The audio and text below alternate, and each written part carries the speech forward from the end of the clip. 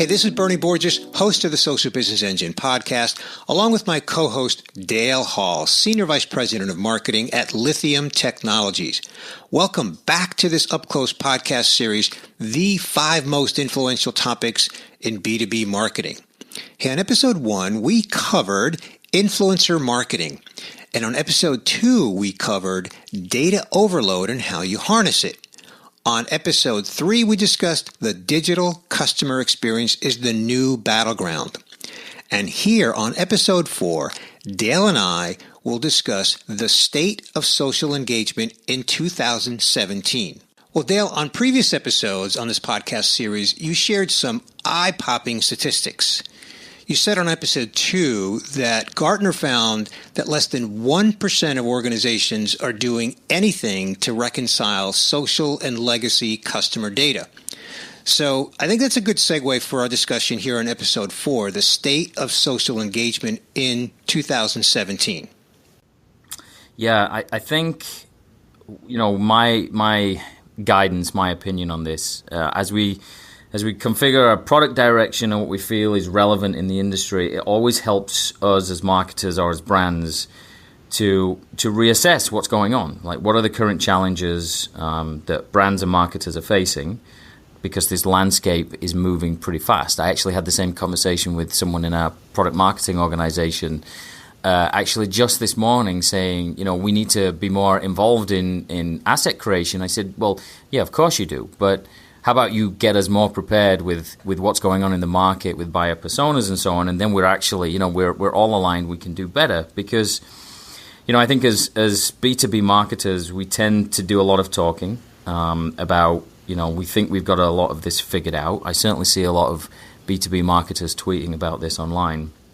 The reality is, I think sometimes we have to stop. We have to stop and listen and really understand what brands are facing, not just assume we know everything, or just not assume or just our customers have the same, that we can make decisions based on what our customers say. So we actually created something called the State of Social Engagement Report. We did it last year in 2016, and we redid it again for 2017. Okay, well, you just said a moment ago that the landscape is changing very rapidly. I think that's a huge understatement. It changes at lightning speed pretty much on a daily basis. So let's get into it. Tell us a little bit more about what's in this report, the current state of social engagement in 2017. Yeah, so we basically discussed and we conducted an in-depth analysis of 70 global brands across eight industries. So that was about 342 separate social channels in total. And like I said, this is in our second year, but we wanted to try and see if there's been some movement, if it's got better, if it's got worse. And I can tell you the most compelling stats that came out of this, and some of these will shock you. First of all, 98% of brands are still in broadcast mode. So that means they're focused mainly on just pushing their message on organic and paid social rather than taking time to really truly engage. In previous episodes, I think we discussed that digital CX is the new battleground. Well, companies are competing on experience these days. So to really build and maintain customers' loyalty, that is really the only way to really do that is to engage. It's not just about broadcasting. You have to engage, you have to be authentic, and you really have to be there when your customers want you to be there. I think I've used this stat many times, maybe in one of the previous podcasts, but over 3/4 of people expect a response to Twitter within an hour. So there's the response side, there's making sure that you're engaging and not just pushing messages. So 98% of brands are still broadcasting. Second interesting stat, and this has actually got worse year over year, only 1% of the brands actually build relationships with influencers. So the way to look at this is the influencers are the people you need through good times and through bad. So I can't stress enough the value of influencers, and I'm not talking about paid influencers. I'm talking about people that are actually advocates for your brands. And the way to look at this is if you have advocates during good times, that's great. You can get more promotion, maybe more awareness. But the most important thing is, what about if you have advocates during a crisis? Okay, so our rule of thumb is don't be tone deaf. leverage your influencers, whether that's B2B or B2C. Engaging with those influencers and customers requires a way of doing it. That's what we're talking about, like a better technology to be able to do that. But influencers and customers paired with that right technology on your side, you can mitigate any kind of crisis. They've been a lot of brands in the press recently around things that happened that the marketing or the digital or the social team, they don't control what happens with everything in the brand, but they better be prepared to respond to it if something goes wrong, and this is the only way. But as I said, 1% of brands are still not engaging with influencers. That's a scary fact. So that's the second interesting thing. The third one is that brands leverage Facebook and Twitter as platforms to engage with customers, but almost completely ignore other channels like Instagram, LinkedIn, YouTube, and others. So the takeaway from me here is that it's not just the two that you think are the most important. You need to pay attention to all channels and all touch points. So what you really have to focus on, give your customers a consistent experience along wherever they are on the journey, whether you're acquiring them, whether you're trying to help serve and support them, or whether you're trying to engage and drive advocacy. So I know it's hard, but embrace this chaos and really recognize that your brand it's not just in your control anymore. Your customers expect that response, and they will either make or break the brand, whether you like it or not. So those are the three things: multiple channels we need to respond to, not engaging influencers, and still stuck in broadcast mode.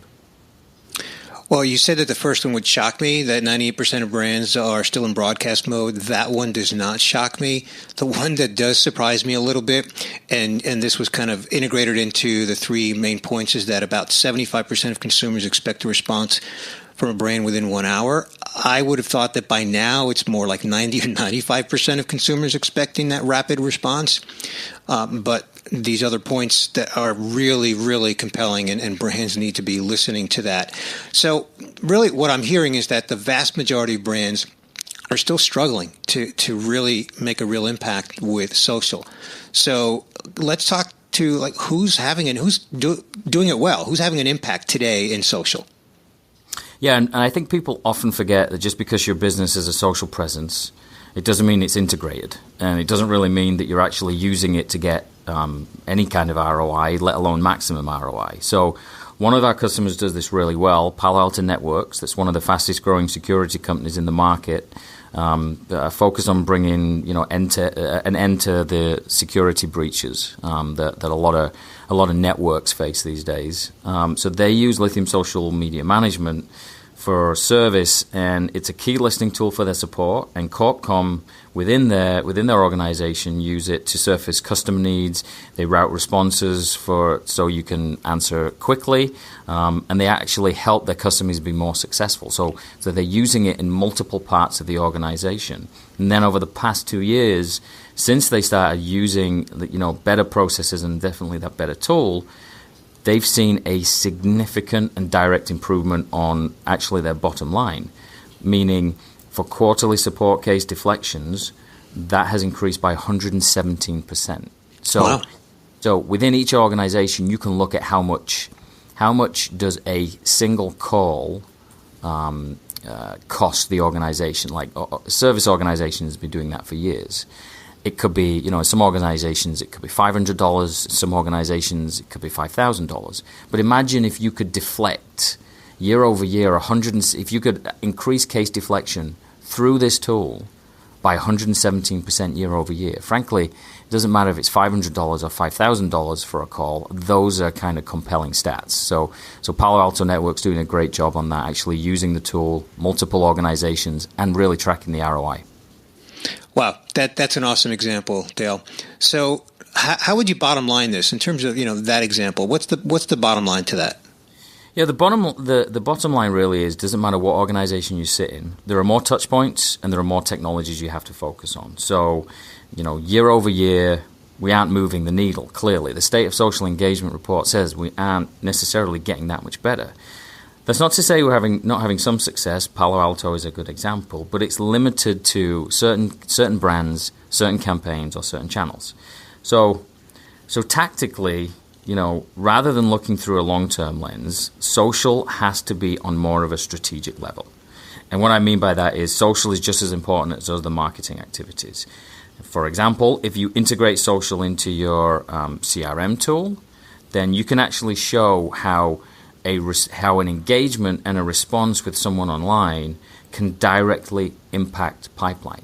You could interact with someone who's a current prospect that then you can track them and then they go and engage with another asset, and you can show that their first interaction with you was on a social channel. I guarantee that will make social suddenly. It's a strategic problem, and it's also a strategic benefit that the organization can really leverage. Okay. So, Dayle, what I'm hearing is that the state of social engagement in 2017, brands are still struggling with it, but, there's some good examples like you shared with Palo Alto Network. So let's get to what's in style this season in terms of social engagement. Yeah. So I would say as we're in the second half of the year now, what I would say is what's in style is we just need to do better. And I mean, if I compare this to this fashion analogy in the sense of what's in style, to me this is like wearing Crocs. So okay. Sure, you can do it. You could argue it's comfortable, but it's not necessarily the best look for you. And come on, people, you can do better than that. So I don't want to offend anyone. My kids wear Crocs. That's totally fine. But I mean, we know what looks good for our brand, and as marketers, we're in the prime position to actually do something about it. So if you're still managing social with basic tools or, free software, you're actually just making it harder. You're making it harder for yourself. You're making it harder for your organization to show the value. I read recently that marketers don't really know what features they need until they need it. Well, I believe all of them, me included, and any of my colleagues, they would agree that a holistic and simplified way to listen and respond and publish and engage over multiple channels at once, that's something that they know they can benefit from. I mean, that's something that we do here at Lithium. So, for example, I mentioned this earlier. In a crisis, you've got inbound traffic can easily increase by 100 times. The problem isn't the crisis. That's going to happen. You are going to have problems that come up that affect your brand. The problem is your agents are buried. Your normal customers won't actually feel the impact of a delayed response, and if your social platform can't keep up. So you need to be prepared. And as I said, we just need to do better. It's the fashion analogy works in some regard, but I think the net is we have to be prepared. We have to do better, and there are ways to do that. And I think that's kind of where Lithium's focus, and that's where I feel like we can really add value when we're showing that with our customers. Exactly. And to your point, there are ways to do that, and certainly Lithium Technologies is certainly a great way to address that, the whole point of we can do better. So let's talk about now what's on the runway for next season. Next season, I think it's about, the hot trend is probably visibility and accountability. And I think we've talked about this on some of the previous webcasts, but imagine, if you will, your CEO requesting social engagement dashboards that he could review and see around his office so other organizations can see it, right? That will happen. It will happen when you have the opportunity and the tools, you can have a tighter integration between social and other marketing activities. And you'll get to grips with a platform that allows you to show social's impact, not just on the top, but also the bottom line. If you're ready for that level of accountability, it could, and I would argue it will, have a major positive impact, not just on your role, but on your organization, and it will benefit the overall brand in the market. So my takeaway on that point, Dayle, is let's make social engagement strategic to the business. Absolutely, that's the perfect phrase to sign off on this episode. But again, saying it is one thing. It's not that easy to just say, okay, I'm going to make it strategic, and then you sit down and go, okay, how do I do that? Mm-hmm. You have to have people. You have to have them trained in the right way. You have to have the processes to make sure that you understand what's happening on social, who's engaging with you, and then give yourself the opportunity to use a tool, use a platform that can actually help you address all the channels, multiple engagement points, and basically give a consistent brand experience no matter where you are. Beautifully said. Well, let's wrap episode 4 here, Dayle, the state of social engagement in 2017, and our UpClose Podcast Series, the 5 most influential topics in B2B marketing. This is Bernie Borges, host of the Social Business Engine podcast, along with my co-host Dayle Hall, Senior Vice President of Marketing at Lithium Technologies.